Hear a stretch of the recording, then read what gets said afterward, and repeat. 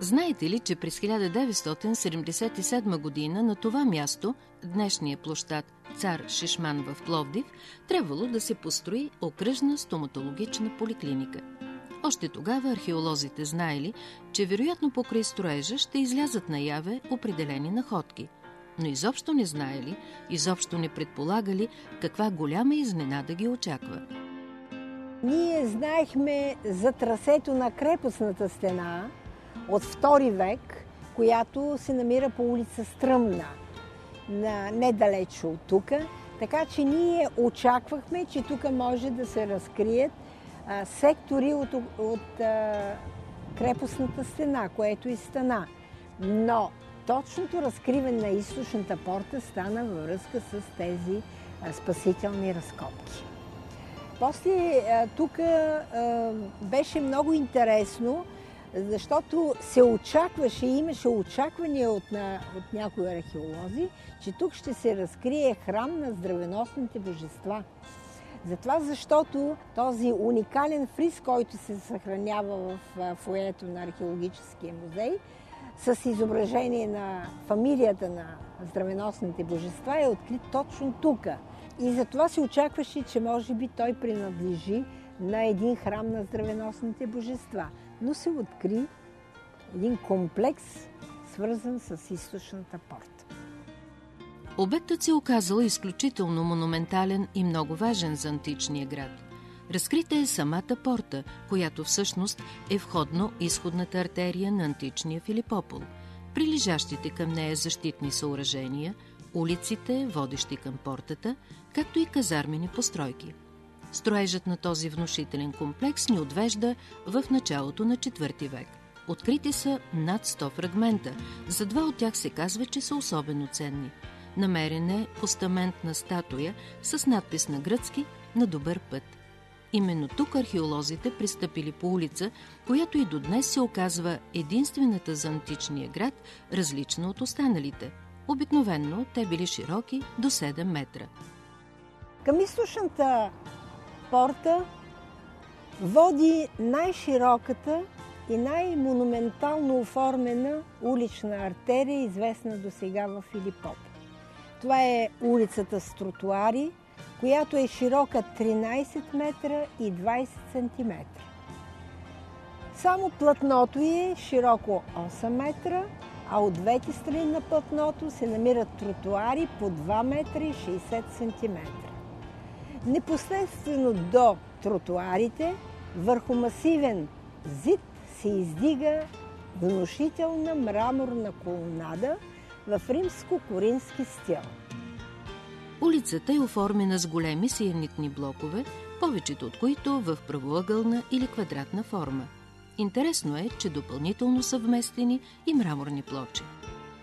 Интересно е да се отбележи също, че веднага след портата тази улица прави чупка в източна посока. Очевидно тя не върви в права посока, е съобразена с моста на река Марица, който трябва да търсим някъде към Адата. Тъй като именно в тази част на града са намерени и останки от много масивни зидове, които вероятно са служили за подпора на този мост. Но все още моста на Марица не е проучен. Вероятно предстои да се проучи този мост на река Марица. Същото обаче не се отнася за главния път, който отвеждал на изток през Белозем и Черна гора към Цариград. Има данни, има сведения за него. Известни са и другите главни пътища. На север към Дунавския Лимес, на запад към Западна Европа. Освен на улицата с тротуари, към източната порта води още една улица, наречена Тримонциум. Тази улица слиза от Трихълмието или от Акрополния град, следва конфигурацията на терена и за това прави лъкатушкания и се влива в улицата с тротуари. Тази улица Тримонциум има за задача да свърже Акрополния град с Ниския град и улицата с тротуари. Трябва да знаете, че улица Тримонциум първоначално е отвеждала към портата от II век. Трябва да знаете, че в момента не допускам никаква грешка, че има разкрити останки от по-ранна римска порта и че тя наистина е от II век. Трябва да знаете, че по това време е съществувала и триумфална арка, че има категорични доказателства за двама императори, които са преминали през нея при своето посещение в града.